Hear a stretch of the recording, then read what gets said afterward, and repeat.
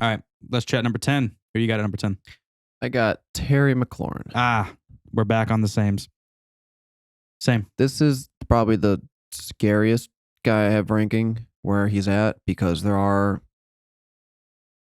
things you can knock about him. I don't feel 100% secure about this ranking, but I went with it because I do believe in the talent. There is upside there, and there are factors. Last year he played 15 games. He finished 20th overall at the wide receiver position. Mm-hmm. He was 12th in targets, though, 124. 18th in receptions, 87. 13th in yards, 1,118. 64th in touchdowns, 4. Yeah. And played with Kyle Allen, Alex Smith, and I forget the third guy's name. But Dwayne Haskins. Yeah. And there was a fourth guy then. Oh, Tyler Heineke. Yep. There you go. You got all the Washington. God, gold star. Thank you. But they were all bad. That's a Washington fan, so I've been talking crap with him. They were all bad. Yeah, none of them were good. And like I said, the touchdowns so far in his career, that's not been a sticky stat. It's kind of reminded me of a DJ Moore or a Julio, where just for some reason, these touchdowns aren't coming when they should. Yeah, I mean, he had 7 last year. He had 4 this year. You know, that 7, that's a fine number if you can get that. The 4, you got to get higher than that. But he had 13 red zone targets. He turned that into 1 red zone touchdown. I mean, just not great. Had the same thing written down. Yep. Yeah, 25.4 yard target share, which is not bad. That's really good. He had 134 targets on the season. Yep. Turned that into 87 receptions. But the problem is another thing is his yards per catch last year were way down from his rookie season. His rookie season, he saw his yards per catch were 15.84. Last year, it dropped down to 12.85.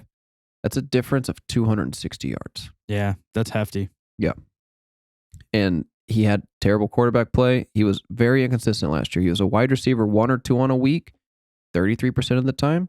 He was a wide receiver 3 on a week, 33% of the time. And he was a wide receiver 4 or worse, 33% of the time. Yeah. So the reason I like him at this position, though, because the offense will be better. Yes. The quarterback play will be better. Will be way better. And we've seen Ryan Fitzpatrick over a season.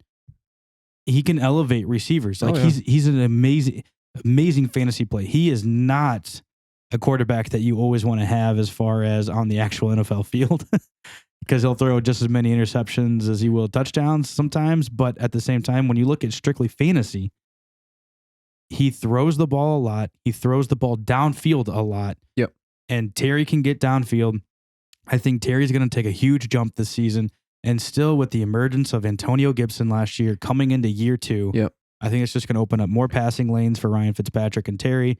And Samuel coming in. I like Curtis Samuel. He's a pretty good value right now in drafts. And then Logan Thomas still at but the tight exactly. position. I think Logan Thomas's targets are going to be coming way down. Mm-hmm. I'm not a fan of Logan Thomas this year. I think J.D. McKissick targets are going to be coming down. I think Curtis Samuel absorbs other people's targets as well. Mm-hmm. I think Terry McLaurin, 124 targets, honestly, could go up decently.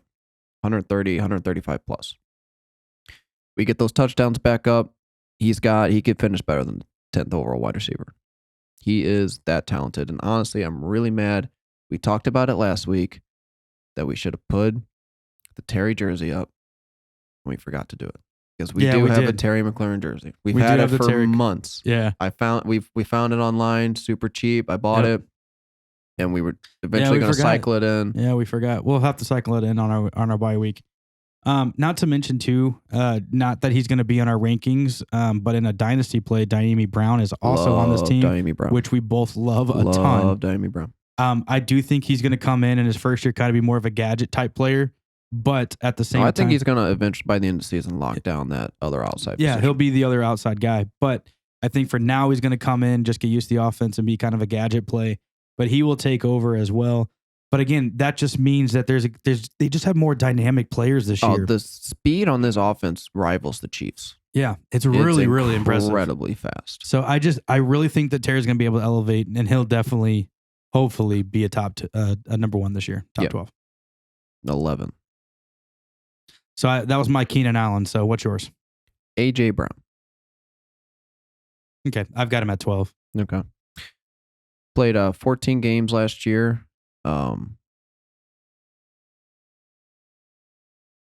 12th overall at the wide receiver position. Mm-hmm. So I got him finishing one spot better. You have him finishing the same. A.J. Brown is a ridiculous player.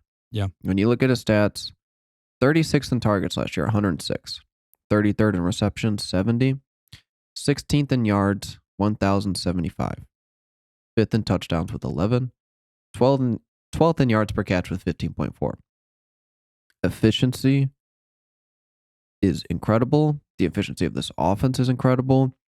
And that's why I keep it the same. Weeks 5 through 17, after he returned from his injury last year, he was the wide receiver 3 in that time span. Julio is obviously going to be a big addition to this offense. Right. But we've talked about it before. The targets are open for him. Yep. There's plenty of targets for him to take. Yeah. Anthony Ferkshire could still see some targets. Josh Reynolds could still see some targets. A.J. Brown will not be affected by Julio Jones' presence. Could honestly only benefit him. Yep. And keep in mind, we said this earlier, Julio always struggles to find the end zone. So yeah, but then honestly, that could improve this year because that is one area where the Titans are incredibly efficient. Mm-hmm. A.J. Brown last year saw 12 red zone targets, turned that into 7 touchdowns. Yeah. And A.J. Brown also at his freaking size, guys, like he'll take a slant to the house too, which he did last year. Yeah. Corey Davis leaving, Jonnu Smith leaving in free agency. As you mentioned, there's plenty of targets here to be able to capture. I kind of agree with you that Julio... And yeah, like A.J. Brown, he only saw 106 targets last year. He doesn't need 140, 150 plus targets. Right.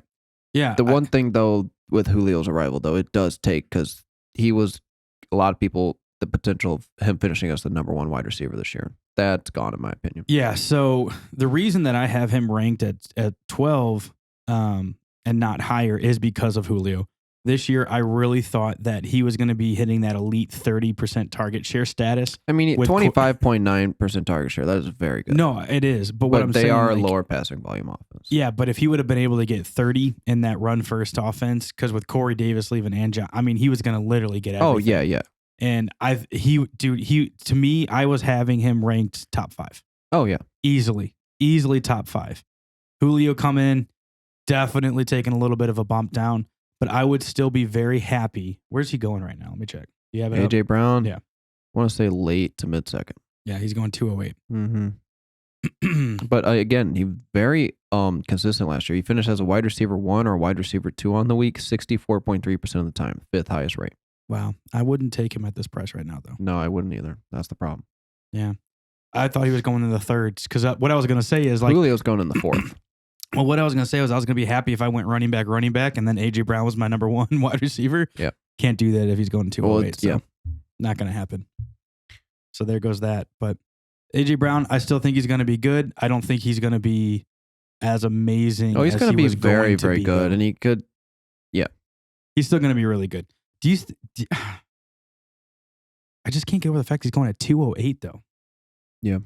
That's really high. Okay. Well, he's been very, very good in the league. Yeah. Talent-wise, he's up there. 100%. Oh, yeah. He's a freaking monster, man. So who's your 11? You had Keenan Allen at 11? Yep. So we're down to 12. Yep. And I had A.J. Brown at 12, so it's all up to you, man. Oh, well, so we're already gone through your list. My list is over with because my list rocks.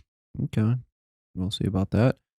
12th, I have Amari Cooper. Yep. He didn't make my list. And I understand why. Yeah. To be honest. He played 16 games last year. Finished 16th overall at the wide receiver position. 14th in targets, 130. That's average. He could see more. He's seen more than that. 11th in receptions, 92. 14th in yards, 1,114. 44th in touchdowns with 5.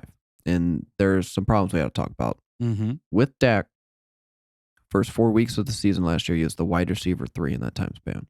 16.6 points per game. Without Dak, weeks 6 through 17, wide receiver 23. 11 points per game. Yeah. What you can fall on is with Dak, this is going to be one of the best scoring offenses. Still, in my opinion, is the one in this offense. He's going to see the more high-value targets than CeeDee Lamb. And he sees a 21.2% target share. It's not quite at some of these guys' levels up there, but it's enough with this offense. But again, the touchdowns with 5 last year, that's a problem. But you can also go back to, you only played with Dak for 4 games. Yeah, and I mean, when you watched that team play, I mean, the whole team just looked defeated. The reason, and let's be honest, when I say he's not in my top 12, he's ranked 13. I've got him at 13. Yep. So and he's in just 2019, he finished higher than this. Yeah. That was before CD Lamb, but. And I'll say right now, he's going at 405, and I don't mind that. I don't mind that at all. Cooper a lot in mock drafts. Yeah, I'll take that all day long. Because as long as Dak stays healthy, and as long as his ankle. This is now with the news about his injury and everything like that. Like I said, when we were talking in the news, this could change, but right now I'm keeping him where I have him ranked. Yeah. And that's why I bumped him out of my top 12. Okay. It's just because of the ankle. But as long as Dak stays healthy and as long as he stays healthy, this offense is going to be completely different than it was last year. Amari Cooper has been very consistent and very good since coming to the Cowboys. Yep. And I just think that's going to continue as long as that team just stays healthy. Thank you for watching the Fantasy Monsters on YouTube. If you liked today's episode, hit the like button, subscribe to the channel below. We also have a merch store we want you to check out with all new gear that we've got available. That'll be in the description. Also, if you want to see any past videos, you can check that out as well. Thank you so much for watching the Fantasy Monsters. We'll catch you next time. Have a good one.